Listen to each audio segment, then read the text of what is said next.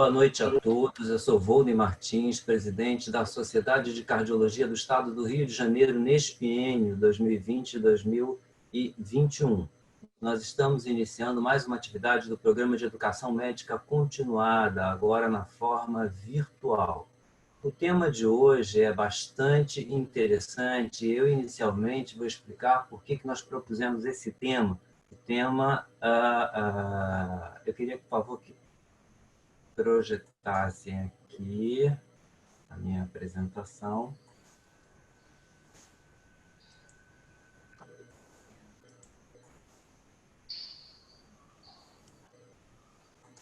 A minha apresentação deixou de ser autorizada aos slides. Alguém pode me autorizar aqui, por favor, o host? Mas, enfim, o motivo da escolha desse tema é exatamente, a gente tem recebido notícias de jornais, notícias da imprensa leiga, de que, agora sim, notícias da imprensa leiga de que nós temos tido um aumento de casos no interior do estado do Rio. Nós sabemos que o nosso estado tem 92 municípios, 19 na região metropolitana com a grande maioria da população, 73%, e 73 municípios no interior com 27% dessa população. Quando nós olhamos os municípios fluminenses com casos de Covid confirmado, nós vimos que os 19 municípios da região metropolitana, eles atingiram a sua totalidade muito cedo, lá no início de abril, enquanto que os municípios do interior, isso só vai acontecer agora muito recentemente, no final de maio. A mesma coisa quando a gente olha os números de óbitos. Nós vamos ter óbitos registrados em Doutor, o seu slide ainda não está sendo apresentado. Não. Eu estou conseguindo ver, está tranquilo aqui para mim. Sim, eu acho que sim. Está aparecendo também. Está aparecendo, sim. Pode seguir, de qualquer forma, eu vou relatar o que está nos slides para quem tenha alguma dificuldade aí na visualização. Nós atingimos, então, o registro de óbitos nos municípios da região metropolitana muito precocemente no início de maio, e nós ainda estamos registrando nos municípios do interior. Ainda há 19 municípios do interior onde não foram registrados óbitos. Quando a gente olha, então, para o número de casos confirmados cumulativos, a gente vê aqui em vermelho no interior que esse crescimento se dá exatamente nessas últimas semanas. Esses dados são os dados do Ministério da Saúde, tirados da base do Ministério da Saúde. A mesma coisa acontece com os óbitos cumulativos que se avolumam mais aqui. Óbvio que alguém pode questionar que nós temos que indexar esses dados à população, que ela é muito majoritária na região metropolitana. E quando a gente faz isso, a gente vê, de fato, quando indexa por 100 mil habitantes, que o crescimento ele parece ser paralelo. Ele acontece, mas assim, ele vai ser mais notado mais recentemente no interior do que a região metropolitana, que é o que a gente está chamando de capilarização da Covid pelo interior, que é um processo que não deve estar acontecendo só aqui no estado do Rio de Janeiro, mas em todos os estados do Brasil. E esse é o mapa que está disponível lá na Secretaria de Saúde do Governo do Estado do Rio de Janeiro, onde já mostra a presença de casos de Covid em todos os municípios fluminenses. E esse é, então, o motivo da gente ter escolhido esse tema aqui para hoje. E aí eu convido o Dr. Ronaldo Leão, que é o nosso vice-presidente, para dar seguimento às boas-vindas do nosso webinar de hoje. Ronaldo, por favor. Bem, boa tarde e noite para todos. Obrigado pelo convite, Volney. Eu vou apresentar, então, os palestrantes. A doutora Nájila Simão Vinhosa Nunes, ela é mestre em cardiologia pela UF, coordenadora da unidade de síncope do CHN e plantonista da unidade coronariana do Hospital Antônio Pedro. O doutor Ronaldo Gismonte é professor da UF, coordenador de cardiologia do Niterói DOR e vice-presidente do Departamento de Hipertensão Arterial da Socerra. E o doutor Cláudio Catarina, que é o coordenador do Serviço de Cardiologia do Hospital Icaraí e médico da Unidade Coronariana do Hospital Antônio Pedro, da Universidade Federal Fluminense. Eu passo a palavra, então, ao doutor Eduardo Nani, que é o nosso diretor de integração regional, para que ele siga com as apresentações. Boa noite a todos. Antes de iniciar esse nosso evento, eu gostaria de agradecer inicialmente a presença de todos os participantes e os membros das diretorias das 6 regionais da SOCERJ, que enviaram aí em tempo hábil essas perguntas para que a gente pudesse realizar esse webinar. Além dos debatedores, né? E dizer a vocês que a SOCERJ abraçou essa ideia de fazermos esse PENC, já que, na vigência dessa pandemia, nós não poderíamos realizar os nossos PENCs presenciais como todo ano nós fazemos. Então, eu agradeço aí a diretoria, toda a diretoria da SOCERJ por ter abraçado essa ideia, e eu acho que isso é muito importante, nós levarmos a todos os nossos colegas do estado do Rio de Janeiro.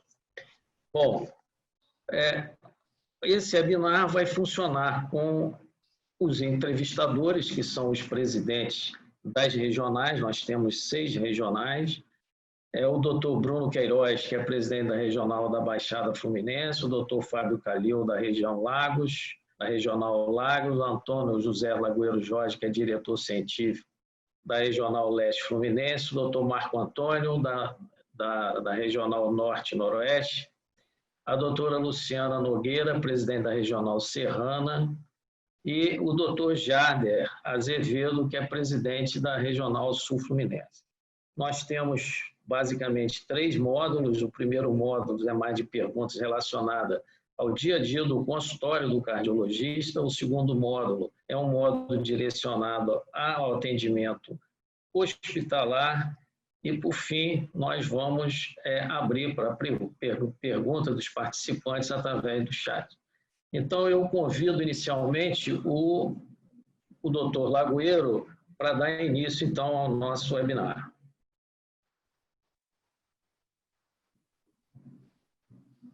Boa noite a todos. Primeiro, eu quero agradecer a SOCERJ pelo convite, poder estar aqui com vocês hoje. E vamos direto para a pergunta. Então, minha pergunta é para o Cláudio Catarina. Cláudio, como adequar meu atendimento de consultório às melhores práticas no novo normal? Então, eu, por exemplo, não gosto de telemedicina. Como é que eu me viro hoje em dia? Boa noite, Lagoeiro. Boa noite a todos. Espero que estejam todos bem. Espero que estejam conseguindo me ouvir adequadamente, né? Queria agradecer muito a oportunidade de participar desse webinar. Queria aproveitar um pequeno espaço desse tempo que eu tenho para parabenizar e me solidarizar com toda a diretoria da SOCERJ, que estamos vivendo esse momento tão difícil. Nós sabemos que a sustentabilidade da nossa sociedade, que é tão importante e querida por nós, ela passa pelos eventos científicos realizados, os congressos da SOCERJ, os programas de educação médica continuada, e seguramente estamos enfrentando um grande desafio, um dos maiores desafios esse ano e o próximo em relação à sustentabilidade da nossa sociedade. Vou unir você como presidente, querido amigo, talvez você não mereça esse momento para você como presidente da SOCERJ, mas eu tenho certeza de que a SOCERJ merece você, como merece o Ronaldo, como merece o Nani e os outros colegas que estão na direção, que vocês vão conseguir levar isso adiante, e queria aproveitar para contar conosco, né? Nós das regionais e nós, os colegas, um pouco mais distantes. Lagoeiro, em relação à pergunta especificamente, o novo normal do consultório, ele é um grande desafio para todos nós. Nós precisamos nos adequar, né, à nova realidade que a gente está vivendo, e precisamos reconectar, usando uma palavra que o Evandro Tinoco gosta muito atualmente, reconectar o paciente ao serviço de saúde. Eu, por exemplo, estou no consultório agora, terminei o consultório agora, mas os pacientes não querem vir ao consultório, eles não querem só vir não querem mais ir ao hospital, mas também não querem mais ir ao consultório, né? Então, nós temos que ir nos adaptando. E eu acho que a melhor forma de fazer isso é mostrar para o paciente a segurança dele poder vir ao consultório médico. Como que a gente vai fazer isso, né? A primeira proposta que eu tenho praticado, inclusive, no consultório, é um pequeno questionário que a secretária faz na marcação, né? E esse pequeno questionário, ela vai inquirir a sintomatologia do paciente nos últimos 10 dias. E se alguma desses sintomas que o paciente possa apresentar, se indica a possibilidade de o paciente estar com uma infecção por coronavírus, né? Isso eliminaria esse paciente de um atendimento ambulatorial dentro do consultório. Por quê? Porque vai expor o profissional de saúde e vai expor os outros pacientes que serão atendidos em sequência. Então, é uma forma que, às vezes, o paciente se sente um pouco desconfortável no início, mas, em compensação, ele passa a entender que é seguro, porque eles só vão ser atendidos pacientes que não estão apresentando sintomas da doença. Isso é um dado importante, é uma pré-triagem que a secretária faz. Uma vez vindo ao consultório, o que a gente pode fazer, e que é um desafio muito grande nesse momento para a gente, é espaçar ao máximo o tempo de atendimento entre um paciente e outro. Então, alargando o tempo das consultas, você tem como dar uma assistência boa ao paciente, e esse paciente não vai encontrar com o próximo, ou vai estar com o próximo paciente por um espaço de tempo muito curto. Não vai haver aquela espera na sala da recepção do consultório, da clínica, né? E as medidas de higienização devem ser muito bem claras e documentadas. O paciente deve vir de máscara, o paciente deve vir, se possível, sem acompanhante. Em vindo com acompanhante, não se deve estimular que o acompanhante permaneça na sala, se for passear um pouquinho no corredor ou na rua, né? Não dentro do consultório.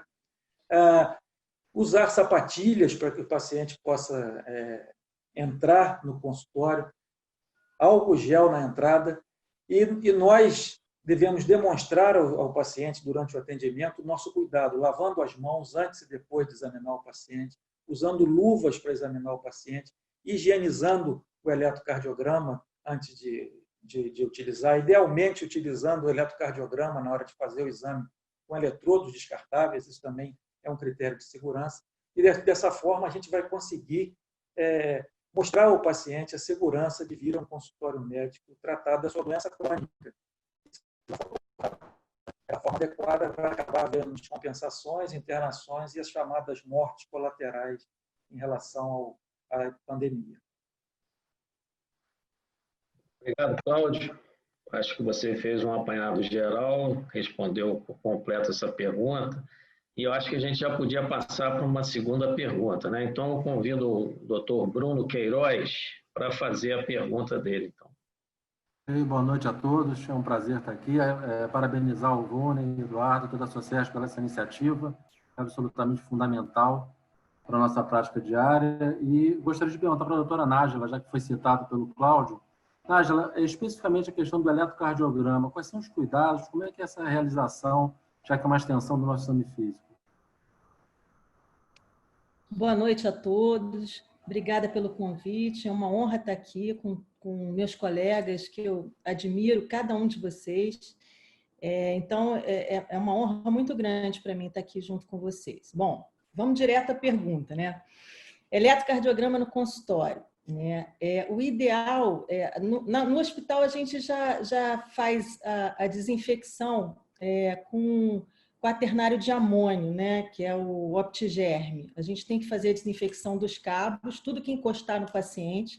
E o ideal, como o Cláudio falou, é que a gente use os eletrodos para fazer o eletrocardiograma, e não mais as peras, como a gente usava antigamente, e nem as garras, né? Então, no consultório, é a mesma coisa, a não ser a desinfecção.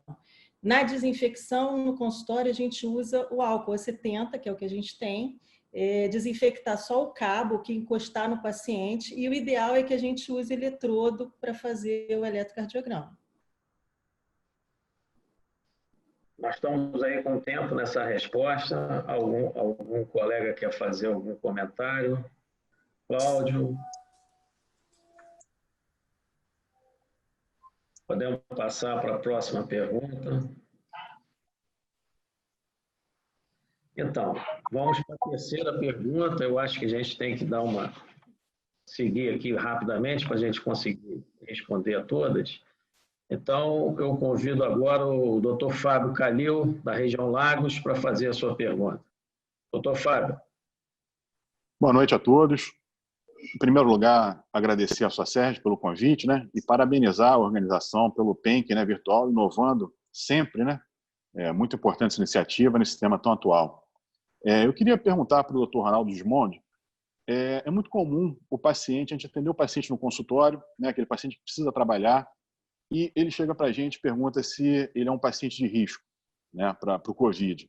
Então, por exemplo, aquele paciente 50 anos, hipertenso, que toma sua medicação regularmente, prescrita pelo seu cardiologista, está dentro da meta pressórica e sem lesão de órgão-alvo. E esse paciente pergunta para a gente, e aí, doutor, eu sou paciente de alto risco, eu posso trabalhar, eu não posso trabalhar? Como é que é isso? Doutor Ronaldo Gismondi, por favor.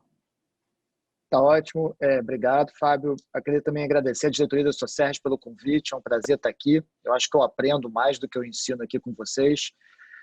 Então, a noção de risco, é importante que a gente entenda que esse risco ele não é um risco categórico. No sentido de amanhã eu fiz 50 anos e apareceu um risco enorme de eu ter Covid. O risco ele vem de uma relação que pode ser baixo, médio ou alto. No Covid, a gente não tem ainda um critério como a gente tem, por exemplo, no risco de tromboembolismo da FA, onde eu consigo somar pontuações e ter ideia desse risco. No Covid, a gente sabe que quanto maior a idade, o fato de ser hipertenso e quanto maior o número de fatores de risco cardiovasculares a pessoa tem, se ele é cardiopata, se ele tem DPOC, esse risco vai crescendo. Então, é importante que quando a gente avalia um paciente, a gente entenda que é preciso ter o bom senso. Não é só taxar lá, você é hipertenso, não pode mais trabalhar. Eu preciso saber dele outras características e não está muito claro ainda a separação entre baixo, médio e alto risco. Para esse paciente, para quem estiver no consultório assistindo a gente e receber essa pergunta com regularidade, eu botaria um fator fundamental que não está ali, que é a obesidade.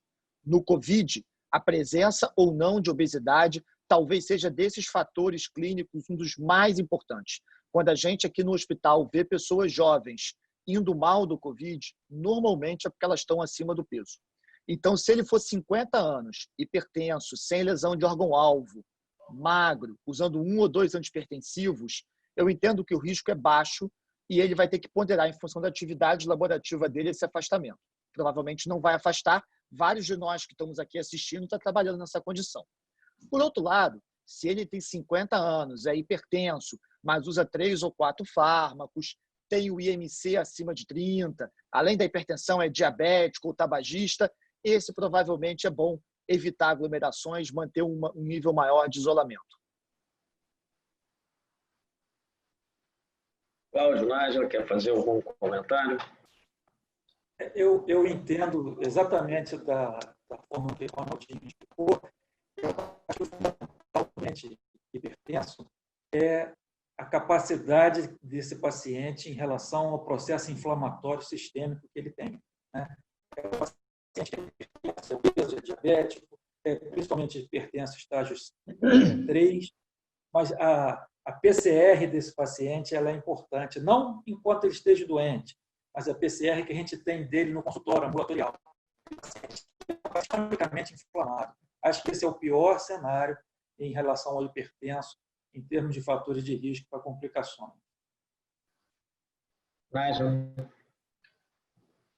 Acho que é isso aí mesmo. E só lembrando, gente, que na China, quando eles avaliaram os pacientes hipertensos que ficavam graves com Covid, a maioria dos hipertensos estavam mal controlados, tá? E o percentual de pacientes que usava BRA ou IECA, que é o que a gente vai falar daqui a pouco, era um percentual muito pequeno. Então, a maioria dos chineses hipertensos que ficavam graves, eles usavam bloqueador do canal de cálcio, para você ter uma ideia. Né? Então, lembrar que hipertensão mal controlada, como o Claudinho falou, aumenta a inflamação. Então, toda doença que aumente a inflamação é a pior causa, pior prognóstico, né? Para o COVID. Então, hipertenso mal controlado ou com grande ativação do sistema renina-angiotensina-aldosterona, né? E aí entra o papel protetor, que antigamente era vilão, e agora a gente sabe que não é tão assim, de algumas classes de drogas que a gente vai falar daqui a pouco. Tá? Eu queria chamar a atenção também do tabagismo. Né? O tabagismo é um fator de risco em que produz uma inflamação muito grande, o paciente, às vezes, ele já tem o pulmão doente, né, pelo tabagismo crônico, então o tabagismo é um fator de risco. Eu tenho observado alguns pacientes meus que tiveram Covid, uma evolução um pouco pior, né, principalmente os idosos fumantes de longa data. Bom, mas então vamos passar para a próxima pergunta, a quarta pergunta. Eu convido a doutora Luciana Nogueira, da Regional Serrana, para fazer a sua pergunta. Doutora Luciana.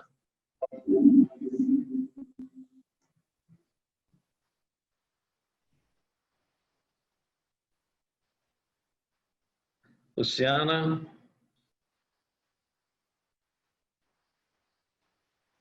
Luciana está com o microfone fechado aí, será? Alguém pode dizer? Aqui consta como aberto nos participantes. Bom, então eu vou adiantar aqui a pergunta da doutora Luciana para a gente não atrasar, né? Perguntar a você mesmo, Ronaldo, aproveita que você está aí, quais são os critérios clínicos para se encaminhar um paciente com suspeita de Covid para um serviço de emergência? Critérios clínicos. Perfeito. A principal forma de manifestação da Covid e aquela que normalmente leva a uma doença grave, que, portanto, é quem tem que ir para a emergência, é a manifestação respiratória. Então, se a gente tiver um paciente que está ficando taquipneico, com cansaço aos pequenos esforços, e principalmente se ele puder monitorar a sua oximetria, agora que o oxímetro popularizou, então a taquipneia, a dispneia aos mínimos esforços e a hipoxemia seriam os principais sintomas clínicos para encaminhar um doente para emergência. O que a gente também tem que ficar alerta é que a COVID pode ter sintomas gastrointestinais, não costumam ser graves, mas ela pode ter sintomas cardiovasculares, incluindo aí o tromboembolismo. Então, se porventura o doente tiver dor precordial, dispneia súbita ou perda transitória da consciência, esses também, num segundo lugar, ficariam como critérios de alarme para encaminhar ele para emergência, professor. Nádia, Cláudio, querem fazer algum comentário adicional? Então, vamos passar. Fala, Nádia. Não, o Ronaldo foi brilhante, é isso aí. Cláudio. Uma coisa só, professor, para reforçar, já que teve um tempo aí, é que a gente vê dois comportamentos do padrão respiratório. Tem um grupo que faz dispneia, então o cara sente dispneia aos pequenos esforços, está taquipneico, você vê que ele respira mal, mas tem um grupo que às vezes está aparentemente bem, mas tem uma hipoxemia super importante. Confia no seu oxímetro, a gente às vezes vê essa hipoxemia muito grande com não tantos sinais, e se tem hipoxemia ou sinais respiratórios, a emergência é o melhor lugar para ele se tratar. Se for um resfriado leve, sem sintomas graves, é casa e isolamento social. E a hipoxemia sintomática? Então, Lagoeiro, se a hipoxemia for importante, leia-se uma oximetria menor do que 92 e de 92 a 94 com uma bandeira amarela, eu acho que o melhor lugar é ir para o hospital, porque além dos sintomas e da hipoxemia, a gente no hospital vai ter chance de tomografar e fazer um exame laboratorial, que são duas ferramentas úteis. Então, mas se ele, vamos supor, ele foi no seu consultório com resfriado, você botou o oxímetro, está lá 92. Eu acho que esse é um sinal amarelo. Esse cara que está de 92 a 94, eu levaria ele para uma emergência para ele fazer um exame laboratorial, especialmente dedímero, LDH, linfócito, e eu tomografaria ele, porque a tomografia se mostrou um excelente método não só para o diagnóstico, mas para a estratificação. Se essa TC tiver mais do que metade do pulmão lesado, se esse dedímero for muito alto, esse é um cara que vai ficar internado, não vai ter jeito. Eu queria até acrescentar, se me permite, é aquele paciente com a febre persistente. Esse é um paciente também que persiste febril. Eu acho que esse é um paciente para fazer uma visita ao hospital também. É um paciente de mais risco. Isso especialmente na segunda semana de doença, né? Se ele atravessa ali o 5º dia com febre, esse normalmente é o doente que vai fazer a tempestade inflamatória, né? A tempestade de citocinas. Então, sim, Exatamente. Perfeito, Cláudio. Exatamente. A persistência febril é um sinal importante. Lembrado, Cláudio, febre persistente. Vamos passar, então, para a próxima pergunta. Dr. doutor Marco Antônio, da Regional Norte-Noroeste. Pode fazer a sua pergunta, Marco Antônio. Boa noite a todos. Estão me ouvindo bem? Muito bem. Olha só, primeiro parabenizar a Socerj, agradecer o convite e fazer minhas palavras do Cláudio. E só essa iniciativa que vocês tomaram já serve para mostrar que a Socerj vai superar esse caminho, né? Como todos nós, se Deus quiser, vamos superar. Quanto a essa colocação que o Vôlei fez no início do interior, eu vou citar uma situação específica de Itaperuna. O Hospital do São José da Bahia, o hospital que recebe, né, da região, muita gente, está recebendo demais. Em torno de 45 dias, nós tínhamos 32 funcionários testados positivos para a Covid. Na última sexta-feira, nós tínhamos 136, sem contar médico, só colaborador. O hospital tem em torno de 1.400 funcionários, então é quase 10%. Então, esse aumento rápido que está acontecendo no interior, e infelizmente, os cuidados são infinitamente menores, né? A cidade de Itaperuna, por exemplo, ela está completamente aberta e funcionando normalmente. Não existe nada das autoridades para que se mude o contrário. Então, infelizmente, nós estamos passando por uma situação extremamente preocupante. A minha pergunta, né, é sobre a saturação medida através da oximetria de pulso, é parâmetro clínico, utilizado para encaminhar ao hospital um paciente com suspeita de Covid para realizar TC de tórax. Ela é um pouco a continuação da pergunta anterior, né? Se a oximetria é um parâmetro para que você encaminhe o doente ao hospital e realizar TC de tórax, como já foi dito também, as triagens de dedímero, por exemplo, né? Bem importante nisso aí. Eu queria saber a opinião da Nájila em relação a isso. Então, acho que a oximetria ela baixa, abaixo de 93% em área ambiente, como o Ronaldo bem falou. A gente precisa ter uma cautela nessa avaliação, né? Existe pneumopatas, né, que já têm saturação baixa e que não sabem da sua saturação, por exemplo. Só medem a saturação no consultório do pneumologista ou não tem indicação de ter um oxímetro em casa. Então, na pandemia, ele ouviu falar que precisa de um oxímetro, vai comprar um oxímetro e vai ver que a saturação dele está abaixo disso e vai correr para o hospital e não necessariamente precisa nem ir para o hospital e nem tomografar. Então, é importante que os médicos orientem seus pacientes, tá? Mas isso tudo surgiu, qual é o racional disso? Como o Ronaldo falou, essa doença, ela dá lá por volta do 7º dia, a partir do 7º dia, uma pneumonia. É a primeira grande preocupação dessa doença, ou ele cura em 7 dias, ou ele passa a ter falta de ar, ou... E às vezes o paciente, como tem reserva pulmonar boa, essa alteração da saturação, da falta de ar, o que é o sintoma de alerta que manda o paciente para a emergência, ele só vai ter quando a saturação estiver muito, muito baixa e ele tiver um comprometimento muito grande do pulmão. Então, o racional de quem indica para o paciente ter um oxímetro em casa é pegar, do ponto de vista clínico, essa piora da saturação, esse comprometimento pulmonar de uma forma mais precoce, evitando que o paciente vá para o hospital numa forma mais tardia da doença, né? Já grave, muito grave. Mas eu queria lembrar aqui, por exemplo, que a Sociedade Brasileira de Radiologia, ela contraindica a realização de tomografia para screening de COVID, tá? Por que isso? Porque a mesma alteração que a gente vê no COVID, na tomografia, a gente vê numa gripe, no H1N1, a gente vê numa pneumonia atípica, por germes atípicos. Então, a tomografia nunca deve ser usada com o intuito de fazer o diagnóstico do COVID, tá? Quando que a gente tomografa? A gente tomografa quando a gente tem percepção de que o paciente precisa de um exame de imagem do pulmão, não necessariamente precisa estar desaturando. Então, por exemplo, se eu tiver um QSOFA, que é um score que avalia disfunção orgânica, se o paciente tiver uma frequência respiratória acima de 22, por exemplo, só, e os outros parâmetros, né, queda do nível de consciência, e aí você esse paciente ele merece uma tomografia para a gente fazer o diagnóstico diferencial do que está acontecendo no pulmão. Porque, como o Ronaldo falou, ele pode estar tendo um evento embólico pulmonar, o pulmão pode não ter nada, pode ter, e aí a gente vai ter que fazer um exame contrastado. Ele pode ter uma infecção bacteriana sobreposta à infecção viral. Então, a gente tomografa normalmente os pacientes que a gente julga que a tomografia vai acrescentar alguma coisa ao tratamento. A gente precisa ver o parênquima pulmonar.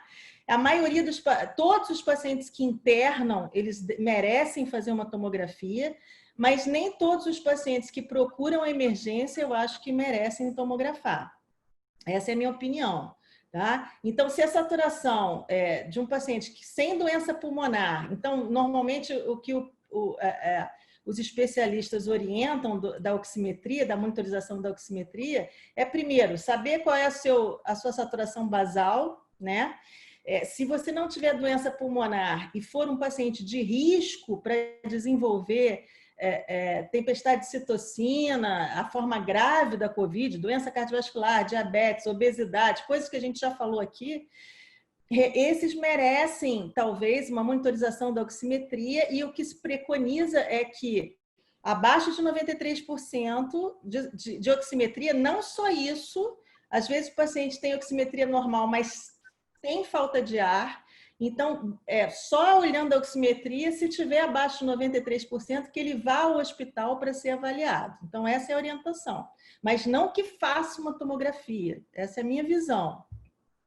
Perfeito, Nájila. Acho que isso foi muito importante esclarecer esse fato, porque muitas vezes o paciente chega no consultório já falando em fazer tomografia, e a recomendação da Sociedade Brasileira de Radiologia é que não se deve fazer radiografia para todo paciente com suspeita de COVID, ainda mais baseado apenas na saturação medida no consultório. Vamos passar, então, para a próxima... Lembrando, Nani, por favor, pode falar? Só lembrando que um dos casos de COVID, por exemplo, em Itapirunas foi um fato, a maioria dos doentes, os primeiros diagnosticados, a contaminação foi na radiologia, seja na sala de espera, seja na tomografia. Então, a tomografia realmente é isso que a Nádia colocou, extremamente importante, que pode ser um meio de contaminação também. Bem lembrado. Na prática, essa recomendação ela não é seguida de forma a sensibilidade e especificidade do teste rápido, né, para o COVID, ela não é ideal. E o teste da PCR, muita gente faz tomografia como screening diagnóstico na emergência, principalmente nos pacientes internados. Não característico, chega com a síndrome viral e que vai a uma condição de dispneia, de saturação. Então, acaba que isso é o ideal, mas acaba sendo um pouco utópico. Na prática, a gente acaba fazendo perfeitamente a lógica da recomendação da Sociedade de Radiologia. Mas, na prática, isso não vem acontecendo assim. Cláudio, seu microfone está dando um pouquinho de interferência. Está todo mundo percebendo isso? Sim. Então, mas, ok, Cláudio. Vamos passar, então, para a próxima pergunta, o doutor Jader, da Regional Sul. Está conseguindo? Boa noite a todos. Eu gostaria de agradecer pela oportunidade de participar desse evento e fazer por aqui a todos os outros colegas das outras regionais, os debatedores, parabenizando a sua Sérgio, em especial o Volney, aqui, nosso presidente, pela iniciativa. E ao professor Nani também, que brilhantemente atuou na organização desse evento. A minha pergunta é dirigida ao professor Cláudio Catarina, e queria saber se a angiotomografia coronária seria a melhor alternativa na investigação de um paciente com dor torácica nesse momento de pandemia. Ô, Jader, um grande abraço para você. Nesse momento de pandemia, é um exame extremamente atraente, né? Se nós considerarmos que o paciente que vai fazer, por exemplo, um evento cardiovascular agudo secundário à doença do COVID, e esse doente ele vai à tomografia de tórax obrigatoriamente, esse doente pode perfeitamente ir à angiotomografia do coração e analisar a anatomia coronária. Hoje a gente tem uma circunstância de tomografia de tórax, e o que eu estava até dizendo antes, eu acho que o microfone não captou, é que embora todos tenhamos o reconhecimento das indicações da tomografia na fase aguda da doença e na fase inflamatória posterior da doença, e as recomendações da Sociedade de Radiologia, na prática, como a PCR viral ela demora 24, 48 horas para ter o resultado positivo, a tomografia acaba sendo um screening imediato dos pacientes, né? E associado a isso, o teste rápido que é feito no sangue, ele tem sensibilidade e especificidade extremamente variáveis e de confiança que não é ideal. Então, o paciente que tem sintoma, ele acaba indo para a tomografia como screening na prática diária, né, no mundo real que a gente enfrenta. E dentro de um paciente com diagnóstico de COVID e que tenha manifestação cardiovascular suspeita de doença coronariana, sem dúvida nenhuma, é um exame de eleição, porque ele já vai a uma tomografia de tórax para ver o pulmão, ele vai à tomografia de coronárias também. Então, isso é uma situação clara. Além disso, você dispor de uma equipe de hemodinâmica ou de outros exames de imagem, não 100% de acurácia em termos de afastar a doença, né, de assertividade em afastar a doença, você expor uma sala de hemodinâmica, que não é uma sala ideal para um paciente com coronavírus, também não é uma situação adequada de boa prática hoje. Então, a gente reserva isso para situações muito pontuais e específicas. Em relação ao doente ambulatorial, que procura o médico no ambulatório, né, no consultório, com uma clínica sugestiva de doença coronária, isso vai ser muito dependente da apresentação clínica do paciente, né?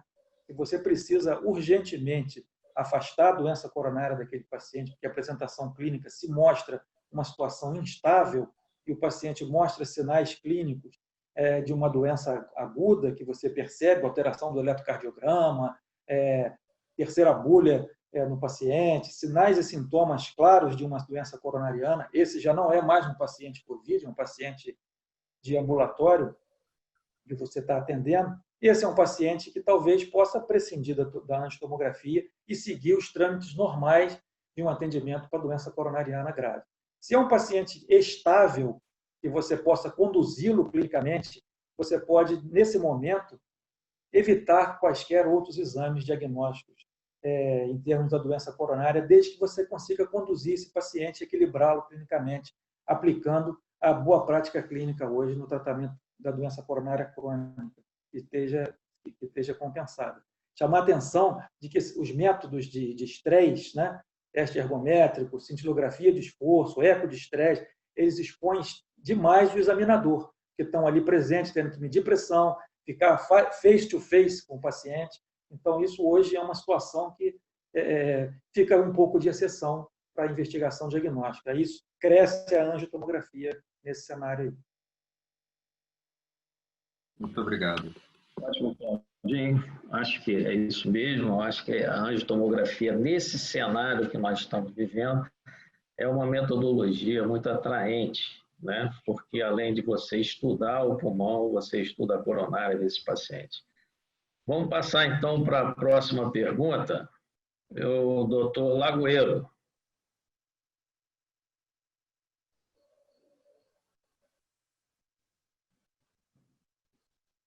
Lagoeiro. Esqueci de ligar, já liguei. Nájila, aquele paciente tem fibrilação atrial. Ele está usando amiodarona e varfarina. E eu está com suspeita de COVID e eu quero fazer azithromicina para ele. Preciso ter algum cuidado especial? Bom, olha só. A gente está falando em nível de consultório, né? Não consultório. nível não, consultório. Né? Então, só lembrando aqui rapidamente, a nível extra-hospitalar, tratamento do paciente extra-hospitalar, nenhuma droga se mostrou eficaz no tratamento do COVID, do SARS-CoV-2, tá? Nem hidroxicloroquina e cloroquina, que já caiu por terra há muito tempo, né? Não existe teste em paciente extra-hospitalar, não existe grande estudo, muito menos a azitromicina, tá? A azitromicina é um antibiótico.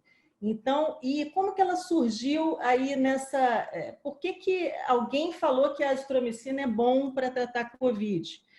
Porque a gente atribui a essa classe de medicamento, principalmente a azitromicina, um efeito imunomodulador, tá? Então, isso poderia ter algum efeito sobre a infecção viral do COVID. Então, lembrando que a gente começa a tratar com antibiótico o paciente que faz a pneumonia viral e que tem imagem na tomografia compatível com infecção sobreposta bacteriana. E aí depende de cada serviço, de cada instituição, o que vai começar, se o paciente interna, se ele tem doença pulmonar prévia, se não tem. Mas eu já vi vários pacientes com suspeita de COVID, nem confirmados, começarem a azitromicina em casa. Então, isso não é incomum, tá? E a azitromicina, a gente sabe que é uma classe de droga que aumenta o intervalo QT nesses pacientes. Então, ela, por si só, já pode levar a um aumento importante no intervalo QT e desencadear uma arritmia fatal, que é o torsade-de-pointes. Quando a gente associa drogas que podem aumentar o intervalo QT, então a amiodarona junto com a azitromicina, isso é potencializado, né? Normalmente, a gente liga a lanterna vermelha para a gente, quem é aquele paciente que a gente tem que acompanhar de perto, monitorizar, se por acaso ele usar alguma droga desse tipo. Tem gente que, há pouco tempo atrás, usava em casa hidroxicloroquina junto com a azitromicina, que a gente sabe também que aumenta o intervalo QT. Então, os pacientes de maior risco para desenvolver essa arritmia torsades, são pacientes com doença cardíaca estrutural, então, insuficiência cardíaca, cardiopatia isquêmica em fase dilatada, cardiopatias valvares, miocardiopatia hipertrófica, qualquer doença miocárdica importante, não um paciente que fez uma angioplastia coronariana eletiva e que tem coração normal.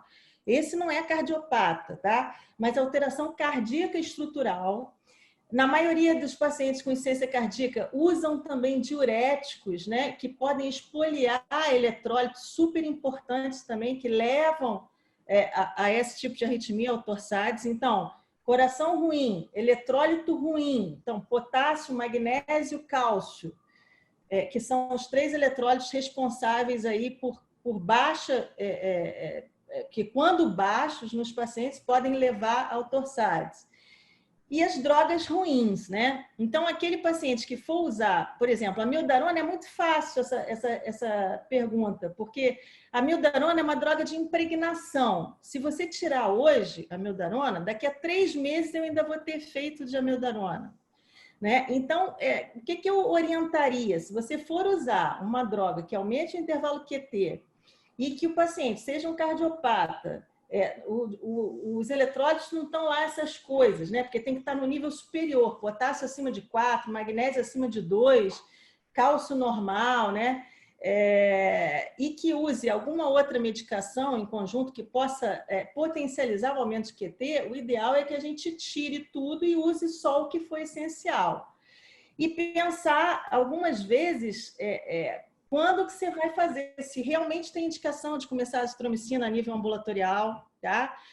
Gente, lembra que 80% das infecções por COVID são assintomáticas ou oligossintomáticas e a gente não precisa tratar com remédio nenhum. Então, às vezes a gente tem uma angústia de tratar, de fazer tudo, fazer ivermectina, fazer anita, que são todas essas drogas. Elas provaram ter algum benefício in vitro. Em vivo, a gente não tem comprovação de nada, tá? Então, normalmente, eu diria o seguinte, na minha prática ambulatorial, aí eu tenho vários professores aqui para dar opinião pessoal deles. A minha prática ambulatorial, eu não uso azitromicina para tratar pacientes na fase inicial da COVID. Eu só vou entrar com a azitromicina lá depois do 7º dia, se eu comprovar que tem pneumonia, tá? Viral. E pelo efeito imunomodulador, é a droga de escolha, e também para a cobertura de uma pneumonia comunitária grave, né? Cobrir germe atípico. Então, a gente sempre associa ou um clavulin, quando interna ceftriaxona, ou tazocin, se tiver doença pulmonar, com a azitromicina. Então, se você for usar essas drogas a nível ambulatorial, você deve monitorizar o seu doente, se for cardiopata, tiver distúrbio eletrolítico e evitar a associação de drogas. Agora, se é um paciente com coração absolutamente normal, atleta, pedala na praia todo dia, não teve doença nenhuma, ele pode usar azitromicina, hidroxicloroquina, o que ele quiser. E esse paciente é um paciente que não vai desenvolver torsades, tá? Só vai desenvolver torsades o paciente cardiopata com distúrbio eletrolítico e usando remédio que aumente o intervalo QT. Então, essa é a minha prática. Eu queria ouvir a opinião do pessoal aí. Não dá mais para a gente falar sobre esse assunto. Você já falou do tratamento. Já passou no tempo, vou ter que passar para outra pergunta. Olha só, estão surgindo algumas perguntas aqui. Eu queria avisar o pessoal que no final... Vamos acelerar aqui para no final a gente ter um espaço para fazer umas perguntas. Algumas perguntas de tratamento já surgiram, acho que você já comentou alguma coisa, mas vamos passar para a próxima pergunta. Eu convido o doutor Bruno, da Regional Baixada, para fazer a pergunta. Eu queria conversar com o Cláudio. O Cláudio falou com muita propriedade sobre a questão da angiotomografia. Mas nas nossas grandes síndromes cardiovasculares, né, insuficiência cardíaca, doença coronariana, o que mudou na tua prática diária? Ou seja, aqueles exames que, respaldados por guidelines ou pela nossa experiência, a gente pedia naturalmente, o que mudou na tua prática clínica na solicitação dos exames, Cláudio? Estou marcando o tempo. Tá. Nós estamos mais conservadores, né? Então, um paciente ambulatorial que tem doença coronária e possa se desequilibrar de alguma forma, nós estamos sendo mais agressivos com a medicação. Controle melhor da hipertensão, associação de drogas antianginosas, temos até no mercado drogas novas aí, antianginosas importantes, inclusive a ranolazina, que entrou recentemente, trimetazidina. Então, nós estamos ampliando o arsenal terapêutico e usando de todas as formas que você possa se compensar clinicamente. Junto com a Covid, o estudo Isquímia, ele veio trazer para a gente ainda mais... Naquele paciente que descompensa a doença coronária crônica, naquele paciente que começa a desenvolver uma síndrome coronariana aguda, esse paciente ele vai praticamente caminhar da forma como a gente fazia antes. Não tem muito como chamar síndrome com supra e uma síndrome sem supra. Temos sido até no hospital, Bruno, um pouco mais conservadores nas síndromes sem supra. Que vão mais à radiografia, que vão mais à estratificação invasiva na síndrome sem supra, nesse momento de pandemia, com o hospital lotado, com as equipes muito cheias, nós temos tentado reservar a estratificação invasiva mais naqueles casos que apresentem com arritmia cardíaca grave, aqueles casos com descompensação hemodinâmica, aqueles casos com dor recorrente. Esses são indiscutíveis. Aqueles que a gente consegue compensar rapidamente, mesmo com Grace Score um pouco acima de 120, 140, a gente está levando eles mais clinicamente e tentando adequar ao tratamento. No infarto supra, nós temos duas circunstâncias aí. A primeira delas é a disponibilidade da angioplastia primária. Né? Talvez não aqui em Niterói, na nossa prática aqui, mas mundialmente reduziu. Então, tem sido preconizado que esses pacientes possam ser levados à fibrinólise e uma angioplastia ou uma coronariografia posterior. Não é muito simples. Aqui em Niterói, a gente vive uma situação sui generis. Todos os grandes hospitais de Niterói têm angioplastia primária. Então, a gente acaba fazendo muito pouco fibrinolítico na nossa prática. As circunstâncias em que o paciente era transferido de um hospital para outro para fazer um tratamento intervencionista por angioplastia primária, um infarto com supra. Hoje estamos em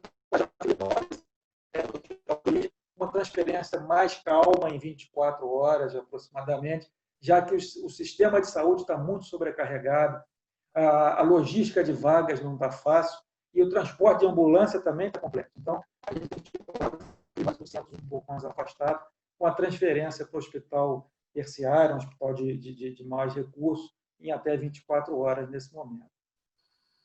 E, Cláudio, eu vou dar uma acelerada aqui. Nós vamos passar, então, aí para o segundo módulo nosso, que é um módulo mais de atendimento hospitalar. Então, eu convido aí o professor Lagoeiro para fazer a pergunta desse segundo módulo.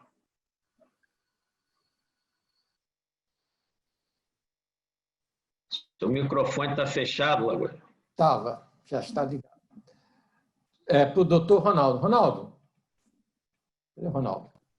A importância da troponina, né, e do detímero no paciente internado com Covid-19. Então, vamos lá. Esses são dois marcadores laboratoriais importantes para a gente. E o que a gente sabe deles, o que a gente tem mais certeza baseada em evidência, é que eles são marcadores prognósticos. Então, dedímero alto e troponina alta, eles indicam um doente de maior risco, que aí junto da avaliação clínica, ciência respiratória, e junto da tomografia, vão te falar assim, olha, segura esse cara, que esse cara tem tudo para evoluir com uma segunda semana ruim. A dúvida que existe é se esses marcadores devem indicar uma terapêutica específica. Então, será que o cara com dedímero alto merece ser anticoagulado? Será que esse doente com troponina elevada, ele é o mesmo doente que procurava a gente com aterosclerose?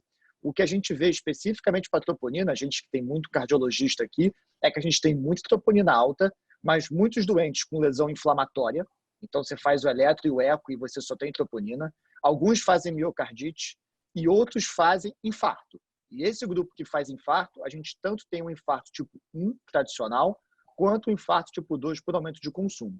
Então, sim, são marcadores prognósticos, mas se eles indicam a mesma coisa que indicavam pré-Covid, a gente ainda tem um pouquinho de dúvida e você vai ter que juntar mais informações para ter uma resposta sobre isso. Aquele que tem dedímero alto, você acha que já deve ser anticoagulado ou não? Então, eu não sei se tem essa pergunta mais à frente, mas tem uma pergunta para mim do benefício da anticoagulação. Então, se o professor Nani me permitir, eu já coloco junto aqui. Então, eu acho que uma grande verdade é que há um troço trombembólico nessa doença. Então, esses doentes, eles ficam com uma hipercoagulabilidade.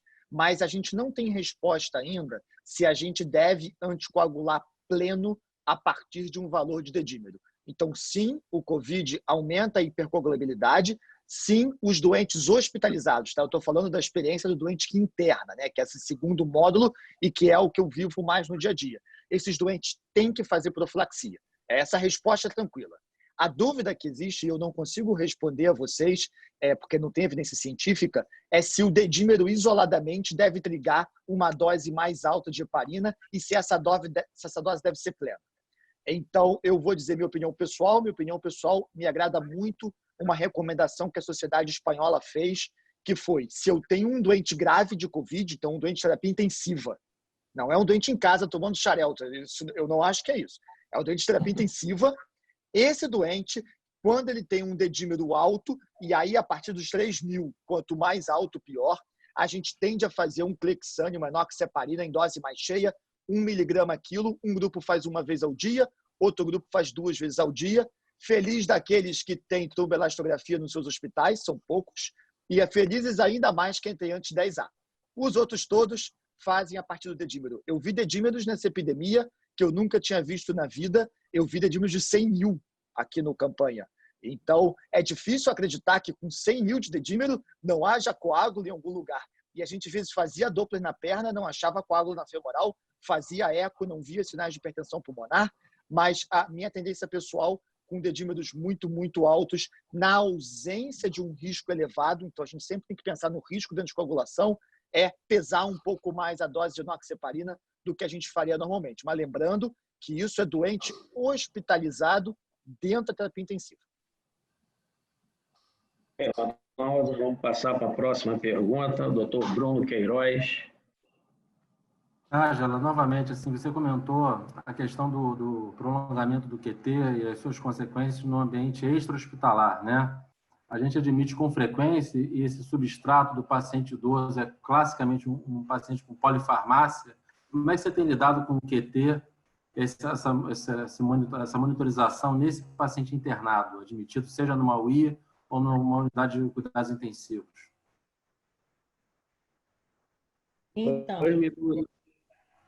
Então, de novo... Oi, Nani? 2 minutos. Tá. De novo, aquele paciente que a gente tem que monitorizar QT, paciente com disfunção ventricular ou alguma cardiopatia estrutural, paciente que usa medicação que comprovadamente aumente o QT, e é muito difícil, numa prescrição de terapia intensiva, a gente não ter alguma medicação que aumente o QT, né? Não é só a azitromicina, não é, tem muita coisa, vai desde o propofol, que a gente usa para sedar, aldol, então, pantoprazol, omeprazol, tudo isso aumenta o intervalo QT, e o paciente dentro da terapia intensiva, o paciente dentro da terapia intensiva, como o Ronaldo falou, ele está inflamado. Se o paciente está inflamado, isso por si só já aumenta o intervalo QT. Tá? Então, se a gente tiver, às vezes toma diurético para melhorar, para secar o pulmão, para melhorar a troca, e isso expolia potássio, magnésio, cálcio. Então, esse paciente de terapia intensiva inflamado grave é o paciente que a gente tem que estar alerta e monitorizar o QT.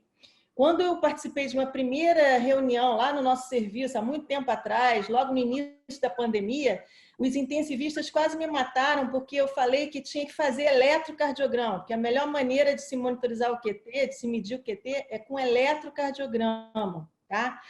Isso é o que está escrito, é com eletrocardiograma, mas vamos supor que a gente esteja numa terapia intensiva que tenha 3 pacientes em ECMO, pronados, não dá para a gente fazer, não vai ter tempo de fazer eletrocardiograma. Então, o que a gente preconiza, se puder fazer o eletrocardiograma, é o ideal.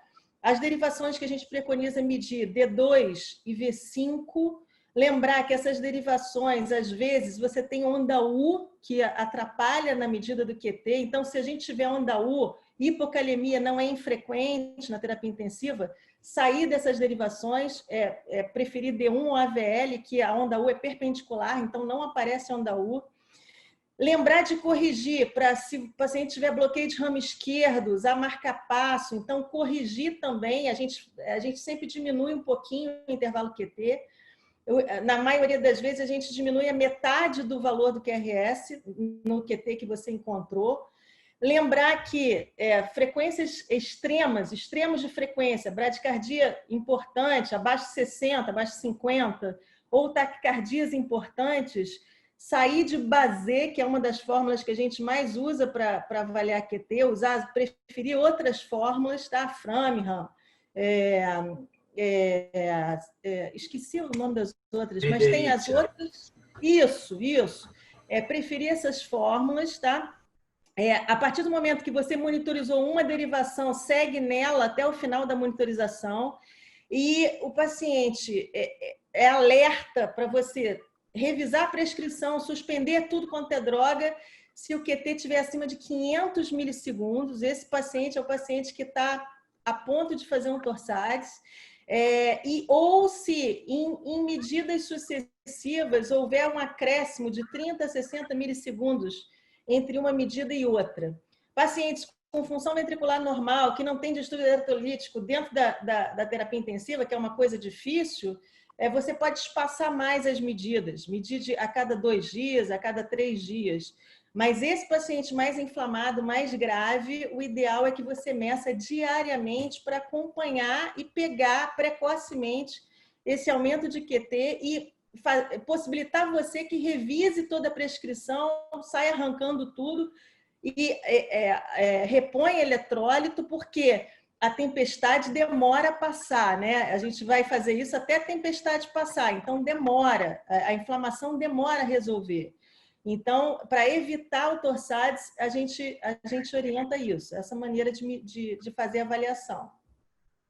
Ok, Nájila. Pessoal, vou pedir para vocês acelerarem um pouquinho a resposta, porque senão Ô, Vone, a gente tem quanto tempo depois das 8? Nós temos no máximo umas 15 minutos, viu? E há perguntas, viu, Eduardo, interessantes aqui no chat ou no question and answers aqui, que eu acho que seria interessante a gente repassar, viu? Ok, por isso que eu quero acelerar aqui para no final, vou pedir a você, Vone, que no final você entre com essas perguntas aí, tá? Tem umas 15 ou 20 aí, hein? Não, mas vamos escolher. Muitas foram respondidas, muitas já foram respondidas. Posso dar uma sugestão? Posso dar uma sugestão? Claro, Marcos. Vamos prestigiar os colegas que estão assistindo, que estão mandando perguntas. Eu sugiro que a gente passe para as perguntas dos colegas. Acho que é perfeito. A gente podia dar uma rodada aqui, hein, Nani? Eu estou lendo aqui já, olha, tem duas da Ana Patrícia, nossa querida Ana Patrícia do MC. Uma eu acho muito prática, que é do consultório, a questão do EPI, que a gente não falou. Rapidamente, que EPI a gente deve ter para atendimento no consultório? Ou seja, como se preparar para atender no consultório? E tem uma pergunta também muito prática do André Triani. Imagine, numa cidade sem tomógrafo, sem dedímero para ser dosagem, nós devemos iniciar anticoagulação e heparina para esse paciente, ou seja, baseado nesses dados aí, Ronaldo, clínicos e tal, você que tem bastante experiência no hospital de campanha, mas imagine que você não está no hospital de campanha, hein? Você está lá no interior, sem tomógrafo, sem dedímero, você anticoagula? Então, duas perguntas. EPI para o consultório e anticoagulação sem um parâmetro aí laboratorial. Eu vou começar pela... Não, desculpa, professor, pode falar. Pode falar essa da EPI, que ele chegou a comentar alguma coisa sobre máscara, mas não... Fala aí, Cláudio. Olha, em relação à EPI do consultório, eu tenho utilizado a máscara N95 o tempo inteiro, não só durante o atendimento, a porta para o corredor, mas você Cláudio, o teu som está muito ruim, a gente não está conseguindo te ouvir. Vamos passar aí para o Ronaldo. Conseguiu? Está ouvindo? Continua ruim, continua ruim, continua ruim. Eu acho que talvez seja a internet, Cláudio. É isso aí. Então, Responde assim, aí, Ronaldo, tenta responder, por favor. Sobre a pergunta do sem tomógrafo e sem dedímero, eu seria conservador, tá? Eu acho que a gente não tem uma verdade absoluta para fazer descoagulação plena na ausência de um evento trombembólico venoso. Então, a não ser que a pessoa tenha TVP ou embolia pulmonar, a gente não tem. O que a gente tem feito é extrapolar os dados em doentes mais graves, usar. Então, se eu estou no interior, eu não tenho dedímero e eu não tenho tomógrafo, eu faria a heparina profilática para os doentes que estão internados no hospital. Então, se eu tive um COVID e ele é um COVID grave pela forma pulmonar ou cardiovascular e ele interna no meu hospital, eu faria a heparina profilática. Talvez a única mudança é que se ele fosse um paciente obeso, um IMC acima de 30 a 35, eu, em vez de usar 40 miligramas subcutâneo fixo de enoxaparina, eu fizesse 60 ou 80, dependendo do peso, que é uma dose profilática ajustada pelo peso. É uma dose que a gente não tem muito respaldo em estudo, mas que eu acho que é bem plausível da gente usar. Bom, essa é a ideia. Bom, você que está à frente aí, na linha de frente, você acha que no consultório, além da máscara, a gente deve usar algum outro tipo de EPI, alguma proteção maior? Então, vamos pensar na gente como sendo uma pessoa que nunca teve Covid, tá? Um médico que nunca teve Covid e que quer se proteger. Eu gostei muito da ideia que o Cláudio deu da triagem pelas perguntas. Eu acho que uma pessoa que está com sintoma respiratório, ela não deve ir para consulta médica, tá? Porque senão ela pode transmitir para o médico e para a secretária. Então, essa seria a primeira triagem. Partindo do princípio que isso é uma triagem, digamos assim, que você excluiu quem está resfriado, está recebendo pessoas assintomáticas ou com outras queixas, a N95 me parece apropriada, principalmente se você está numa região que não pode ficar sem ar-condicionado. Então, se você tem janela aberta e você circula o ar, a transmissibilidade é menor. Então, num consultório padrão com ar-condicionado, eu usaria a N95 e quando eu fosse examinar o paciente de perto, eu usaria o protetor facial. Eu acho que isso é uma coisa que vai te respaldar daquela baforada que você recebe no rosto às vezes. Por isso que você vai examinar o tórax, se seu esteto for aquele lítima mais curto, mais grosso, você fica muito próximo ao doente para a ausculta. Então, eu usaria o protetor porque a gente tem alguma evidência de que a mucosa do olho pode ser fonte de transmissão. E aí, a gente talvez não tenha pijama para usar no consultório, mas eu teria o hábito de trocar de roupa quando chegar em casa para o banho, porque eu acho que a roupa que a gente sai do atendimento médico é uma roupa que às vezes sai contaminada. Então, ou a pessoa bota um jaleco com uma luva ou um capote, eu usaria mais completo, professor, no modo mais protegido. Ok. Eu gostaria de aproveitar você, Ronaldo, a Nájila, o Cláudio, seu microfone está ruim, Cláudio. Acho que a internet sua não está muito legal. Melhorou? Mas tem uma pergunta aqui importante. Qual é o melhor teste diagnóstico em cada fase da doença? Eu acho que essa é uma pergunta interessante, né? O que a gente pede de teste diagnóstico em cada fase da doença? Eu tive a oportunidade de conversar com o Morales, o Pedro, professor, que foi aluno seu e tudo, e ele fez uma revisão muito extensa disso. O que ele fala para a gente? Ele fala que o suave nasal, quando você faz do 3º ao 7º dia de doença, ele é o nosso método padrão ouro. Então, esse teste é muito bom. Só que ele não é um teste de screening, porque a sensibilidade não é 100%. Então, esse suave nasal do 3º ao 7º dia, ele é um teste positivo, eu tenho Covid, negativo, eu tenho que repetir. Eu preciso olhar num contexto clínico, porque a sensibilidade bate na casa dos 80%. E o problema que ele vê na vida real é a sorologia, porque existem muitos kits diferentes, kit que faz com gota de dedo, kit que faz com soro que coleta na veia descubital, e a sorologia ela é um crescente. Ela começa a ganhar uma acurácia boa, acima de 80%, 90%, após o 14º dia.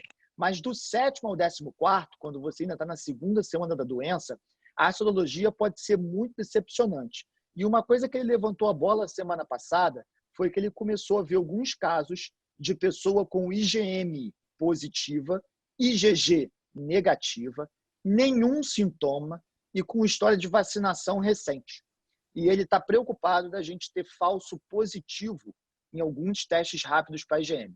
Então, resumindo, doente do 3º ao 7º dia, suave nasal, essa é a melhor técnica. Se vier negativo, você repete.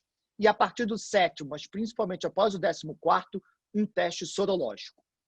A gente só não sabe qual o melhor ainda. Ok. Vô, tem alguma pergunta ainda aí que não foi respondida? Temos algumas perguntas aqui. Uma delas, eu acho que de alguma forma foi abordada. Uso de anticoagulação em regime ambulatorial, indicação e segmento. Acho que isso foi respondido de que não há evidências, né? Se não há sequer para o doente mais grave internado.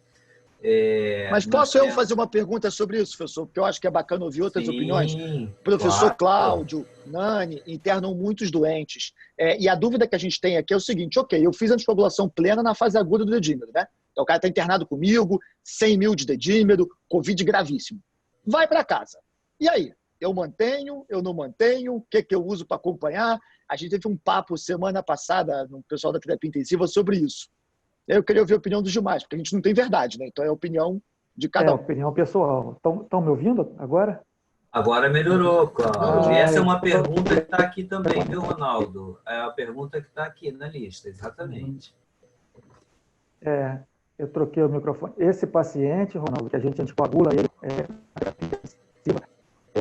é uma resposta sem embasamento científico, mas eu prescrevo profilaxia para casa, entendeu?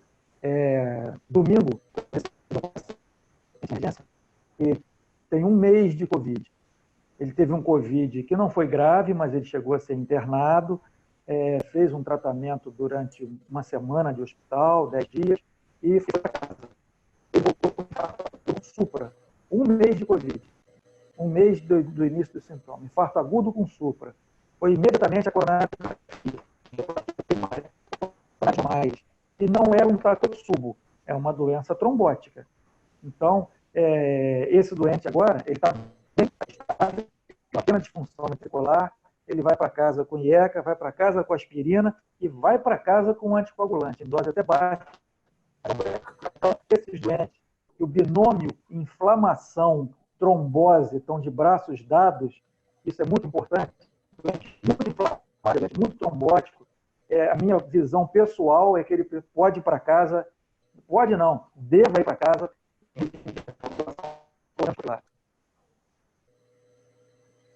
Eduardo, tem mais duas perguntas aqui, acho que o Cláudio respondeu essa. Uma eu acho que eu posso responder, que é rápida. A Lilian perguntou para a gente discutir aqui a questão da vitamina D, que teve na moda, enfim, né? A vitamina D, na verdade, aquilo foi uma matéria que saiu num jornal na Itália sobre uma possível pesquisa na Universidade de Turim, mas que parece ser um viés, uma confusão, né? Porque todo doente crônico, acamado e mais idoso já tem níveis de vitamina D mais baixos. Então, isso não seria, em princípio, um marcador independente, não teria por que repor. A outra pergunta vem em cima do que o Cláudio falou, na história da triagem, que o Cláudio usou um método que seria uma entrevista pela secretária. Mas a Ana Patrícia pergunta, e por que não usar a telemedicina para isso daí, a teleconsulta para uma triagem? É uma indagação que ela faz, e eu já coloco que nós teremos um webinar, SOCERJ CREMERGE, sobre a teleconsulta em breve. Está sendo agendado aí com o CREMERGE, mas de qualquer forma fica aí no ar. O que vocês acham? Usar isso como uma triagem.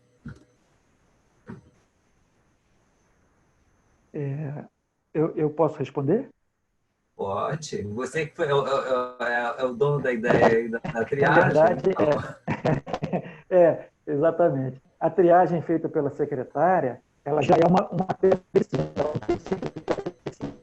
havendo alguma dúvida nisso aí, é passado para o médico. Então, é muito frequente o paciente me ter e muitas vezes ele não chega a vir à consulta, eu já resolvo pelo telefone, ou uma chamada de vídeo, ou uma conversa, a gente já consegue resolver a coisa e o paciente não precisa. Mas, uma vez que haja necessidade de um eletrocardiograma, haja necessidade de um esclarecimento melhor, o exame físico do paciente, né?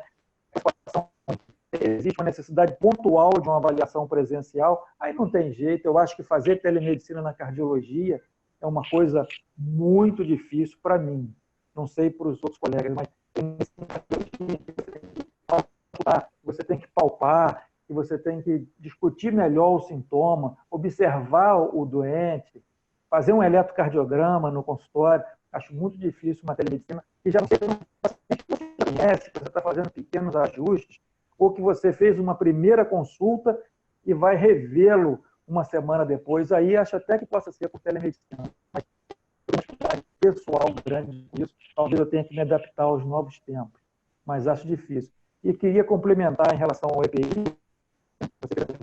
Eu, quando chego no consultório, eu abro a janela.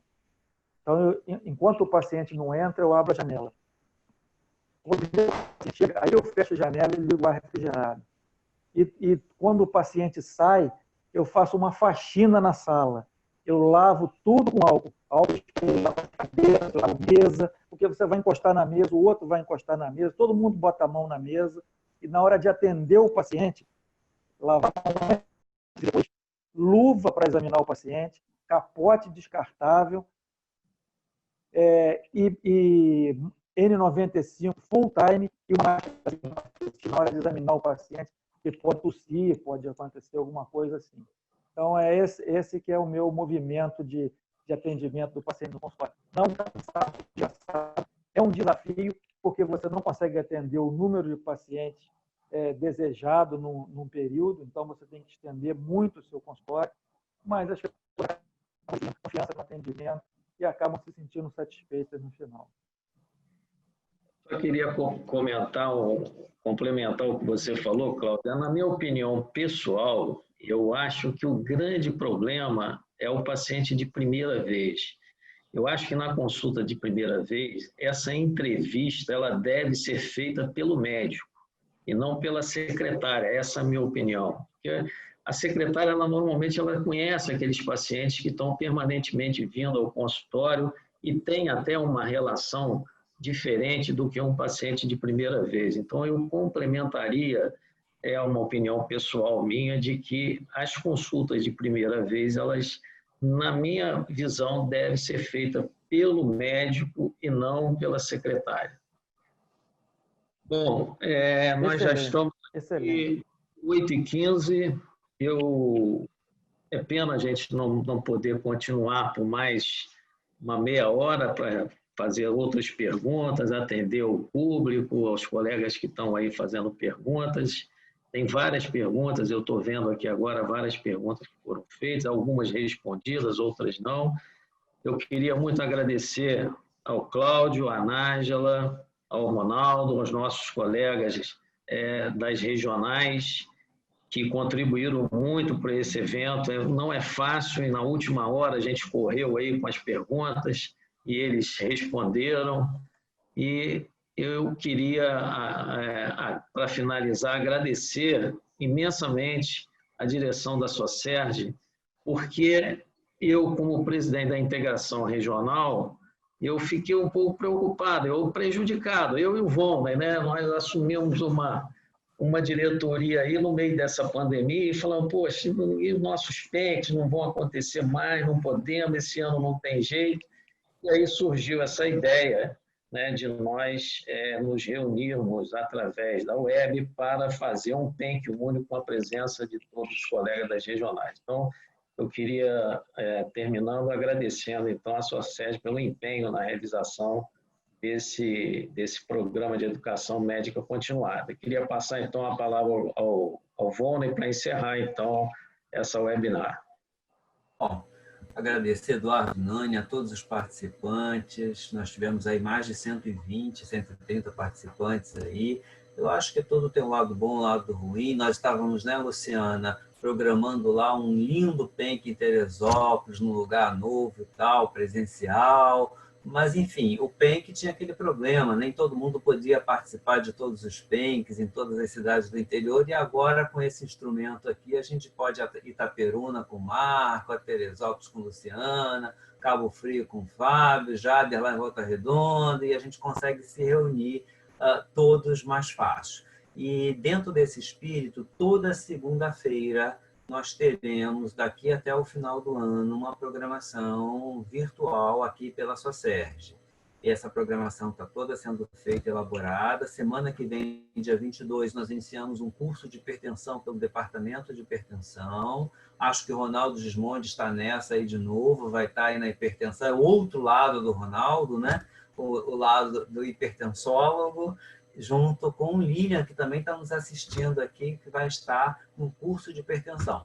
Nós teremos uma sessão clínica pelo Departamento de Cardiologia Clínica e outras atividades, a cardiogeriatria, a cardiopatia na mulher, o Departamento de Válvula, o Departamento de Doença Coronária, todos estão se organizando para a gente ter, de maneira recorrente, às segundas-feiras, aqui nesse canal, uma atividade.